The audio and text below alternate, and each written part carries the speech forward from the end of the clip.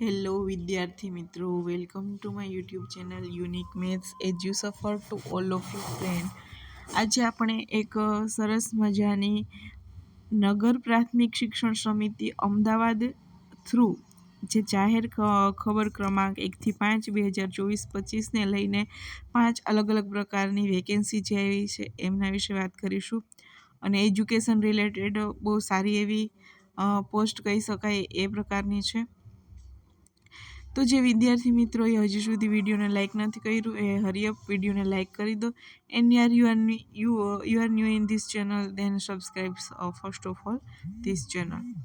सो हम बात करेंगे जाहिर खबर क्रमांक 1 થી 5 2024-25ને લઈને અગત્યની જે સૂચનાઓ છે એ કયા જગ્યા માટે કેટલી વેકેન્સી છે અને એમના એક્ઝામ નો સિલેબસ શું છે, વય મર્યાદા શું છે, આવી બધી જે એમને લગતી બાબત છે એમના વિશે. ફર્સ્ટ વાત કરીએ જાહેર ખબર ક્રમાંક નંબર 1માં જગ્યા જે છે એનું નામ છે નાયબ શાસના અધિકારી.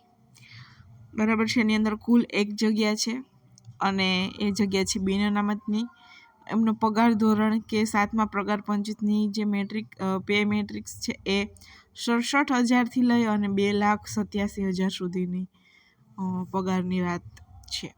પછી ખબર ક્રમાંક 2ની વાત કરીએ તો અધ્યાપક નૂતન તાલીમ વિભાગની અંદર 1 જગ્યા જે અનુસૂચિત જનજાતિની છે અને એમનો પગાર ધોરણ છે 44,000થી લઈને 1,42,000 સુધી. બરાબર, 1,42,400. પછી નંબર 3 જે છે એ સુપરવાઇઝર સિગ્નલ સ્કૂલની જે 2 જગ્યા છે એ બંને જગ્યા બિન અનામત માટેની છે અને એમનો પગાર ધોરણ છે 35,400થી લઈને 1,12,400. એની પછી વાત કરીએ ખબર ક્રમાંક નંબર 4 માટે જગ્યા છે ટ્રેન ગ્રેજ્યુએટ સુપરવાઇઝર. એમની અંદર ટોટલ 10 જગ્યાઓ છે જેમાં સામાન્ય શૈક્ષણિક પછાત વર્ગમાં 3 પુરુષ 1 સ્ત્રી. પછી છે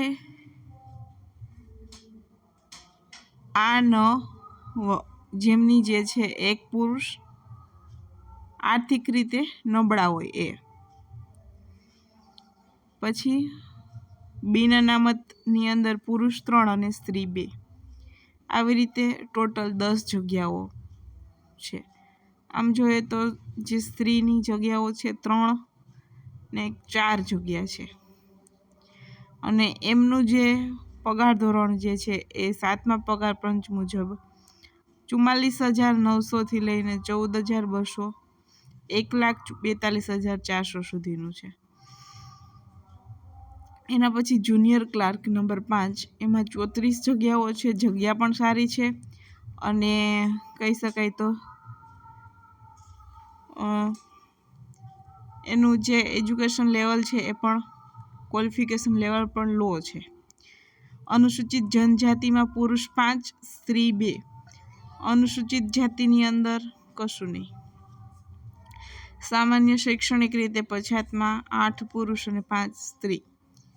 આર્થિક રીતે નબળાની અંદર પુરુષ 3 અને સ્ત્રી 1.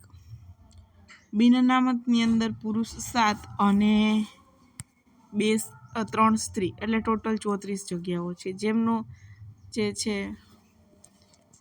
પગાર ધોરણ એ પ્રથમ 5 વર્ષ સુધી ફિક્સ 26,000, ત્યારબાદ 1,19,000થી લઈને 63,000 સુધીનું જે છે એ પગાર ધોરણ આપેલું છે. હવે એમની લાયકાતની વાત કરીએ તો નાયબ શાસના અધિકારી છે એની લાયકાત શું જોઈએ તો કે કોઈ પણ વિદ્યા શાખાના પ્રથમ વર્ગમાં ઉત્તીર્ણ થયેલ અનુસ્નાતક તથા તાલીમી સ્નાતક હોવા જોઈએ.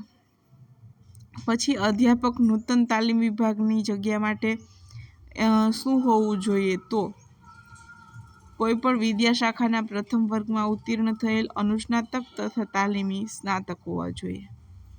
લાયકાત સુપરવાઇઝર અથવા તો સિગ્નલ સ્કૂલની અંદર શું હોવું જોઈએ લાયકાત કોઈપણ વિદ્યાશાખાના ઉત્તીર્ણ થયેલ સ્નાતક તથા પીટીસી કોઈપણ વિદ્યાશાખાના ઉત્તીર્ણ થયેલ સ્નાતક તથા તાલીમી સ્નાતક હોવા જોઈએ.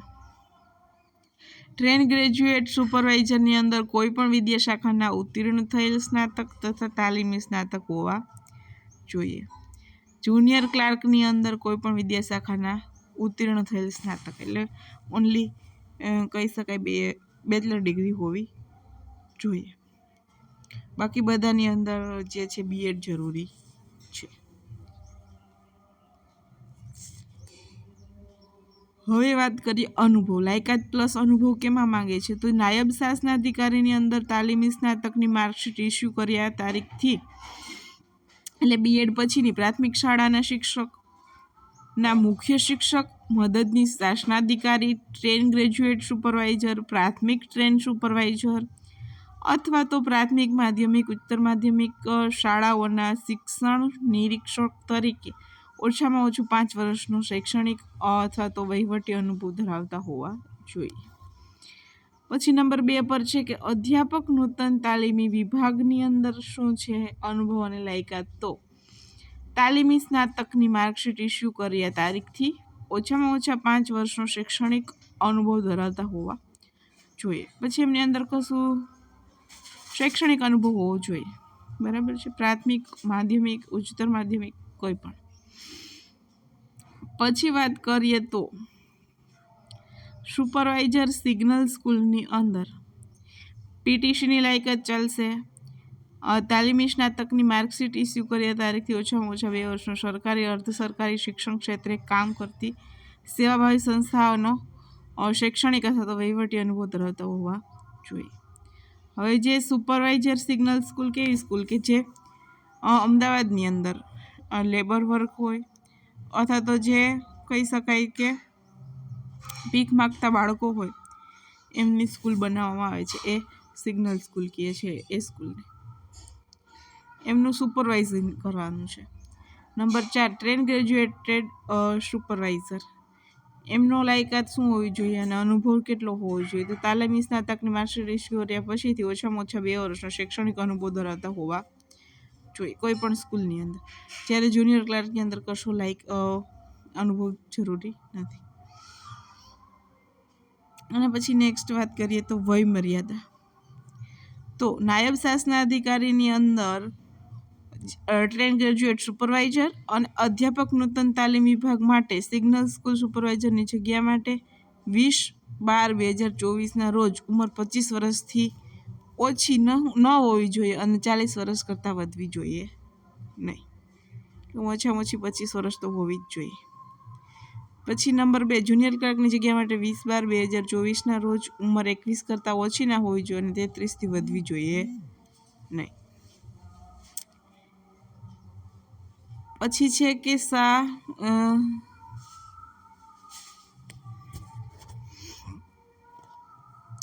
ખોખા ઉમેદવારો અને મહિલા તેમજ વિધવાને સરકારશ્રીના પ્રવર્તમાન નિયમ મુજબ ઉપલી વયમર્યાદામાં છૂટછાટ આપવામાં આવશે. શારીરિક ખોડખાંપણ ધરાવતા ઉમેદવારો, જે મહિલા વિધવા છે, તે સરકારશ્રીના પ્રવર્તમાન નિયમો મુજબ ઉપલી વયમર્યાદામાં છૂટછાટ આપવામાં આવશે. તમામ છૂટછાટ મેળવીને ઉમેદવારની ઉંમર 45 વર્ષ કરતાં વધવી ન જોઈએ. અનુસૂચિત જનજાતિ, સામાન્ય શૈક્ષણિક પછાત વર્ગ તેમજ આર્થિક રીતે નબળા વર્ગની જગ્યા માટે અરજી કરેલ ઉમેદવારે ગુજરાત રાજ્ય સરકાર પ્રવર્તમાન નિયમ અનુસાર ઉપલી વયમર્યાદામાં છૂટછાટ મળવાપાત્ર રહેશે. જે જાતિ મુજબ મળતી હોય વયમર્યાદામાં છૂટછાટ મળશે.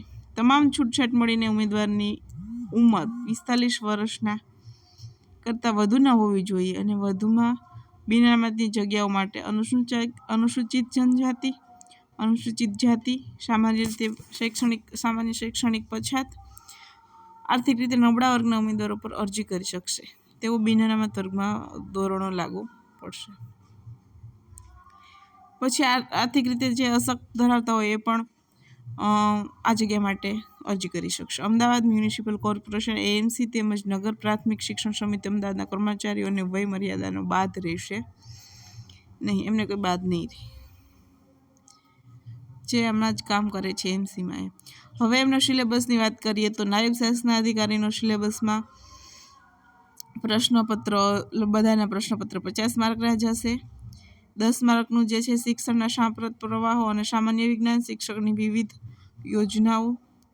પછી 15 માર્કનું છે બધાની અંદર the Bombay primary education act 1947 સુધારા અને મુંબઈ પ્રાથમિક શિક્ષણ નિયમો 1949, right of children to free compulsory education 2009, right to education 2009. બરાબર, જે તો મોસ્ટ ઓફલી બીએડમાં બધા કરેલ જ હોય છે. અને એમના જ મેક્ઝિમમ માર્ક 15 માર્ક છે, 50 જ માર્કનું પેપર હશે. પછી છે કે right of children to compulsory education rules 2012 અને ગુજરાત મુલકી સેવાના નિયમો 1 થી 8ના 2012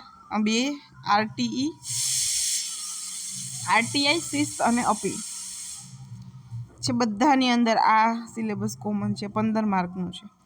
પછી બાલવાટિકાથી લઈને ધોરણ 8 સુધીની વિષય વસ્તુ 15 માર્કનું રહેશે. શિક્ષણ શાસ્ત્ર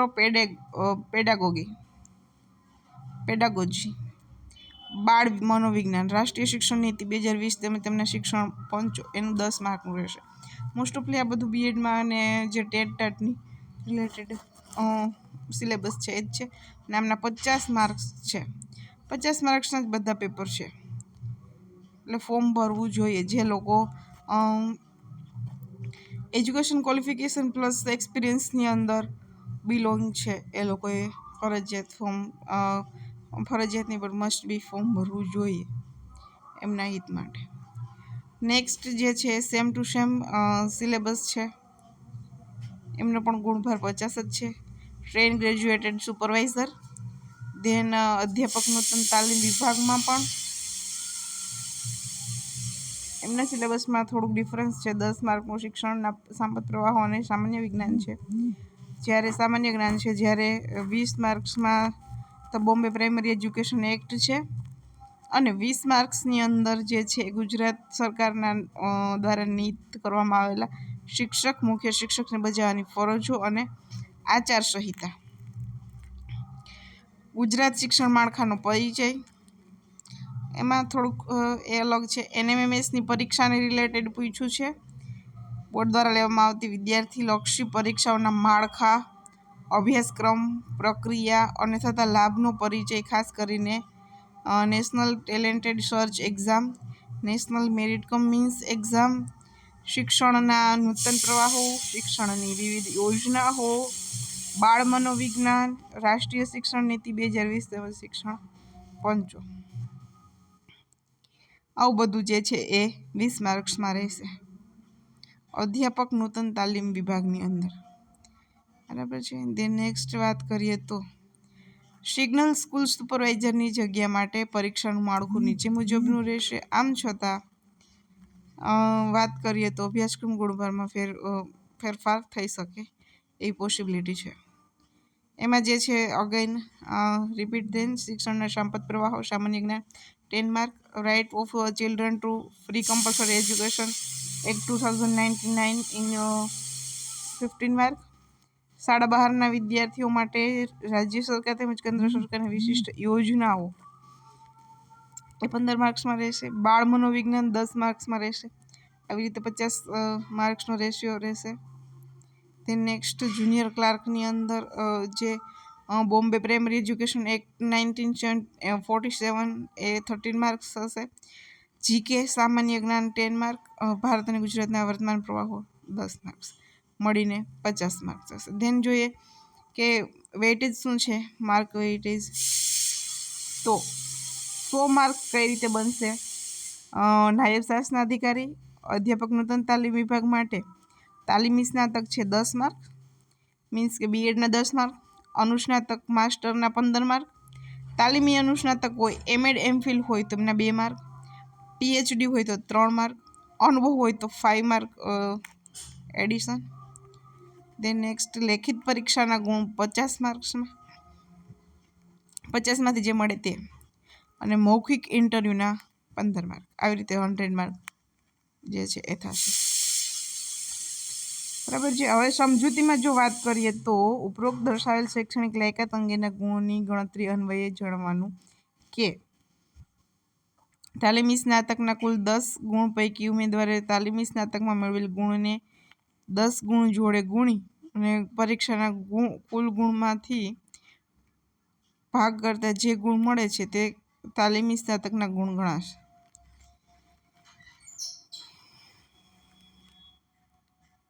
મેળવેલા જે ગુણ છે ગુણને 10 વડે ગુણી નાખવાના છે, જોડે ગુણી પરીક્ષાના કુલ ગુણમાંથી જે કુલ ગુણ મળ્યા છે એમાંથી ભાગવાના છે અને જે ગુણ મળે છે તે તાલીમી સ્નાતકના ગુણ થશે. હવે 2500માંથી જેટલા ગુણ મળ્યા છે એને 10 વડે ગુણી અને જે કુલ ગુણ છે એના વડે ભાગવાના, જે મળે છે એ 10 ગુણ થશે તમારે. જો આ જ રીતે ગણતરી અનુસ્નાતકના ગુણભાર માટે બધાના ગુણ જે ટોટલ ગુણ મળ્યા છે મેળવેલા ગુણ એને 10 વડે ગુણી અને જે ટોટલ ગુણ છે એના વડે ભાગતા જે મળે છે તમારા પોઈન્ટ મળશે. બરાબર છે. એમફિલની ડિગ્રી મેળવેલું હોય તો પૂરેપૂરા 2 માર્ક તથા ઉમેદવારે પીએચડીની ડિગ્રી મેળવેલું હોય તો પૂરેપૂરા 3 માર્ક મળવાપાત્ર રહેશે. અનુભવના ગુણની ગણતરી માટે ઉમેદવારનો જાહેરાતની તારીખ સુધીમાં ઓછામાં ઓછા 5 વર્ષનો અનુભવ હોવો જરૂરી છે.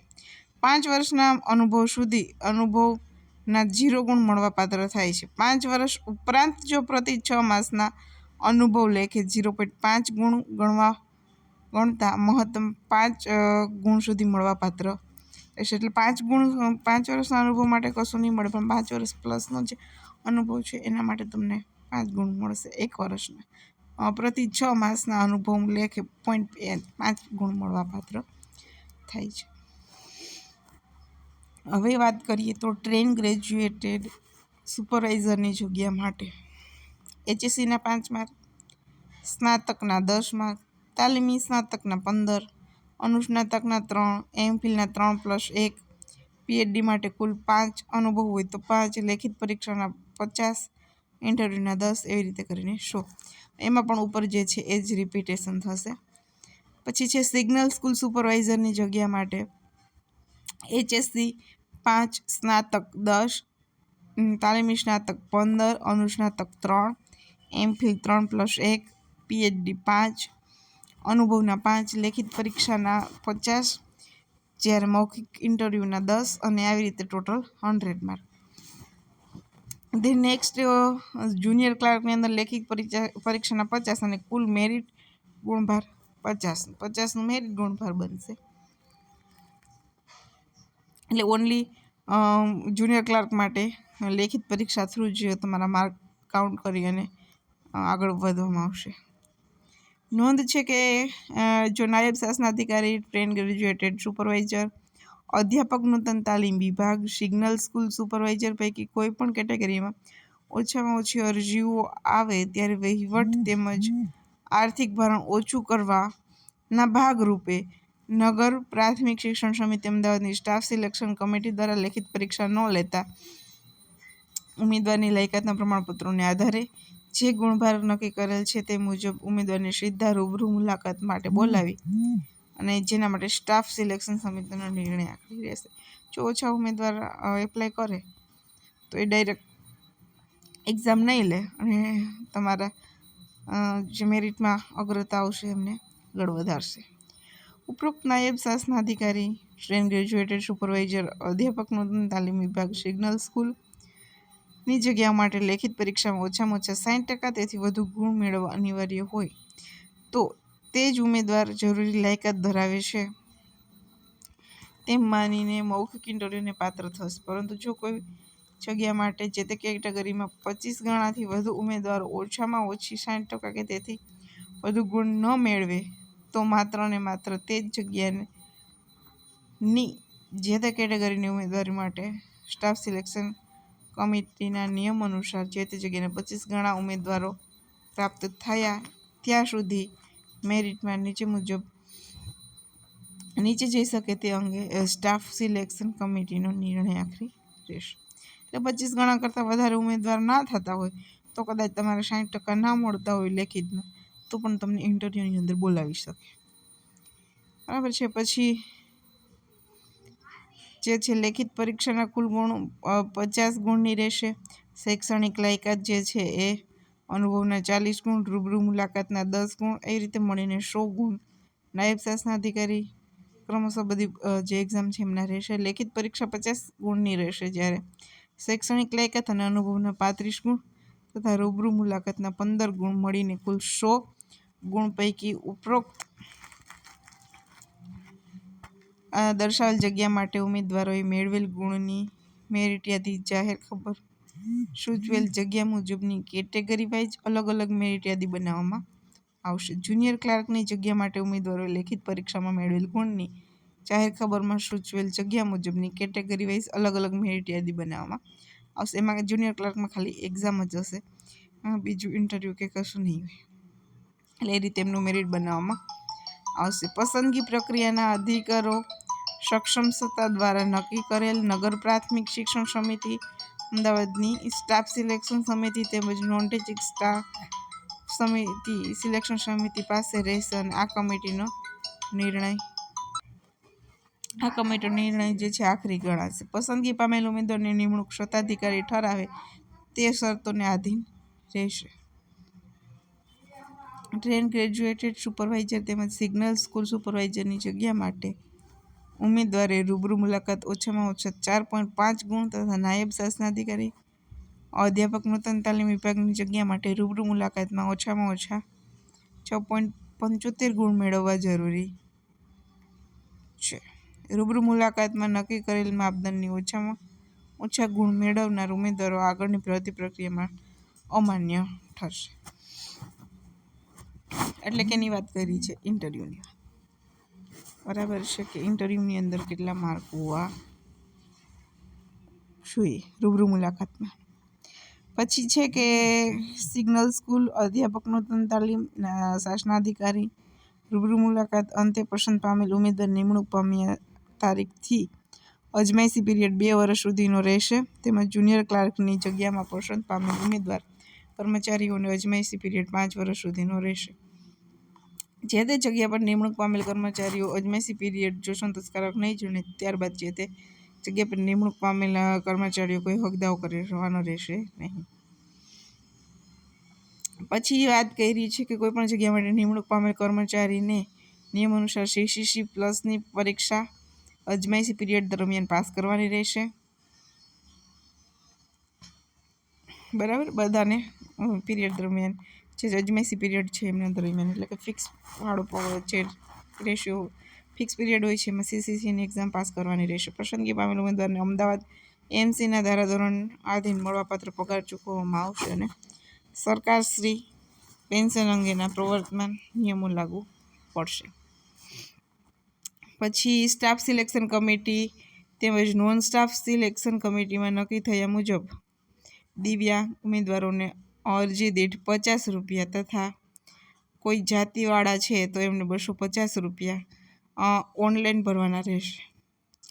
ઓનલાઈન અરજી કરતી વખતે તમામ વિગતો અરજીપત્રકમાં ભર્યા બાદ જે વિગતો ખાતરી કરીને ત્યાં પછી જ અરજી કન્ફર્મ કરવાની રહેશે. કન્ફર્મ થયેલી અરજીપત્રકને ઉમેદવારે માહિતીમાં ક્ષતિ કે ચૂક બાબતે સુધારો કરવાથી રજૂઆત વિનંતી ગ્રાહ્ય રાખવામાં આવશે નહીં. બરાબર, ફોર્મ અરજીપત્રક ભરતી વખતે કોઈ પણ ભૂલ ના થાય ખાસ ધ્યાન રાખવું. પછી કે રજૂઆત કે વિનંતીને ધ્યાનમાં રાખવામાં નહીં આવે એવું કીધું છે.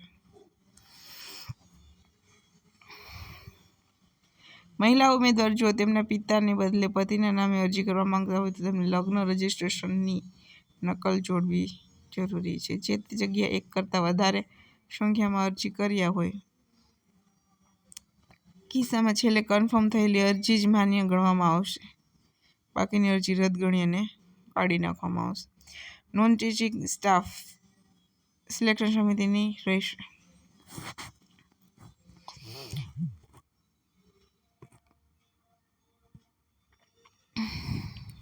કન્ફર્મ ન કરી અરજી તો ફી મળશે નહીં પાછી. નોકરીમાં ચાલુ હોય તેવા ઉમેદવારોએ તેમના કચેરીના વડા મારફતે અરજી નગરપાલિકા શિક્ષણ સમિતિની કચેરી જ્યાં મંગાવે ત્યાં આપવાની રહેશે. NOC આપવાની રહેશે. અરજદારે લેખિત પરીક્ષા ડોક્યુમેન્ટ વેરિફિકેશન તેમજ રૂબરૂ મુલાકાત માટે જે તારીખ અને સમય નક્કી કરવામાં આવે ત્યારે સ્વખર્ચે પહોંચવાનું રહેશે. રૂબરૂ મુલાકાત સમયે અસલ પ્રમાણપત્રો અનુભવના પ્રમાણપત્રો જે સૂચના આપવામાં આવે તે આધારભૂત પુરાવો રજૂ કરવાના રહેશે. ઇન્ટરવ્યૂ સમયે એસએસસી સ્ટાફ સિલેક્શન કમિટીનો નિર્ણય આખરી ગણાશે અને પરિણામ અંતે કોઈપણ જાતનો પત્રવ્યવહાર કરવાનો નહીં, તેમજ પસંદગી સમિતિના સભ્યો ઉપર કોઈપણ પ્રકારનું દબાણ ગેરલાયક લગાવવામાં આવશે. ઓનલાઈન જાહેરાત માટેના ભરેલા અરજીપત્રક, બિડાણ, ગુણપત્રક, શાળા છોડ્યાના પ્રમાણપત્ર, જન્મ તારીખના પુરાવા, એસએસસી બોર્ડના પ્રમાણપત્ર, જાતિનું પ્રમાણપત્ર, અન્ય પ્રમાણપત્રોની નકલ સામેલ કરવી, 2 શૈક્ષણિક સંસ્થાના વડાના ચાલચલગત અંગેના પ્રમાણપત્ર રજૂ કરવા. ઉમેદવારે સીસીસી પરીક્ષા માન્ય સંસ્થામાંથી પાસ કરેલ હોય તો તેનું સર્ટિફિકેટ પણ મોકલવું. ઉમેદવારે ઓનલાઈન અરજીપત્રકમાં પાસપોર્ટ સાઇઝનો ફોટો અપલોડ કરવા હોય તે જ પાસપોર્ટ સાઇઝની વધુ કોપીઓ પોતાની પાસે રાખવી. ભરતી પ્રક્રિયા દરમિયાન તે જ ફોટો આપવો. લેખિત પરીક્ષા, ડોક્યુમેન્ટ વેરિફિકેશન, ઇન્ટરવ્યૂ સમયે તેવો જ ફોટોગ્રાફ રજૂ કરવાનો રહેશે. માર્કશીટ, ડિગ્રી સર્ટિફિકેટ, ગ્રેડ ધરાવેલ હોય તો તેમને સમકક્ષ ટકામાં માન્ય યુનિવર્સિટીનું કન્વર્ઝન કોષ્ટક રજૂ કરવાનું રહેશે, જેની સ્પષ્ટ નોંધ લેશો. ઉમેદવારે જાહેરાતમાં દર્શાવેલ શૈક્ષણિક લાયકાત ઓનલાઈન અરજી સ્વીકારવાની છેલ્લી તારીખના રોજ ધરાવતા હોવા જોઈએ. ઉમેદવારે શૈક્ષણિક લાયકાત માન્ય યુનિવર્સિટીમાંથી મેળવેલી હોવી જોઈએ. પછી છે કે ઉમેદવારે ઓનલાઈન અરજીમાં જે તે કેટેગરીમાં દર્શાવેલ હશે તેમાં પાછળથી જાતિ બદલવાની રજૂઆત ગ્રાહ્ય રાખવામાં આવશે નહીં. ઉમેદવારની ઉંમર, લાયકાત, અનુભવ ઓનલાઈન અરજી સ્વીકારવાની છેલ્લી તારીખના રોજની જ ગણવાની રહેશે. ઉમેદવારે અરજીમાં જે અનુભવ દર્શાવેલ હોય તેના સમર્થનમાં અનુભવનો સમયગાળો, દિવસ, માસ, વર્ષ, મૂળ પગાર, કુલ પગારની વિગતો તથા બજાવેલા ફરજોના પ્રકાર, મેળવેલ અનુભવની વિગતો સાથેનું પ્રમાણપત્ર કચેરી માગે ત્યારે ત્યાં રજૂ કરવાનું રહેશે. આવું પ્રમાણપત્ર સંસ્થાના લેટરપેડ પર સક્ષમ સત્તાધિકારીની સહી સાથે તારીખ સાથેનું હોવું જોઈએ, રજૂ કરવાનું રહેશે. કોઈપણ ઉમેદવારને જે તે જગ્યામાંથી ઉમેદવારી અથવા જાહેર ખબરમાં દર્શાવેલ અનુભવ સગ્રાહ્ય રાખવામાં આવશે, જેના પુરાવાના નગરપાલિકા શિક્ષણ સમિતિ અમદાવાદ દ્વારા મંગાવવામાં આવશે તે રજૂ કરવાના રહેશે. રૂબરૂ મુલાકાત સમયે ઉમેદવારે સક્ષમ અધિકારી દ્વારા આપવામાં આવેલ વાંધા પ્રમાણપત્રો અસલમાં રજૂ કરવાનું રહેશે. પછી ઉમેદવારને લેખિત પરીક્ષા કે રૂબરૂ મુલાકાત માટે અત્રેની કચેરી દ્વારા લેખિતમાં જાણ કરવામાં આવશે નહીં. બરાબર, એટલે કે કોઈ રાહ ન જોતા કે મને કહેશે એવું, તારીખ હોય એ તારીખે પહોંચી જવાનું. ઉમેદવારે ઓનલાઈન અરજી ફોર્મમાં યોગ્ય સ્થાને પોતાનો કાયમી મોબાઈલ નંબર જ લખવાનો અનિવાર્ય છે. આપશ્રી દ્વારા એક વખત મોબાઈલ નંબર દર્શાવ્યા બાદ અન્ય કોઈ મોબાઈલ નંબર આપની અરજીમાં ઉમેરી શકાશે નહીં. કન્ફર્મ થયેલી અરજીઓના ઉમેદવારને જે તે જગ્યાની ભરતી પ્રક્રિયા અંગેની જાણ SMS તથા નગર પ્રાથમિક શિક્ષણ સમિતિ અમદાવાદની વેબસાઇટ પર કરવામાં આવશે, જેની સ્પષ્ટ નોંધ લેવી.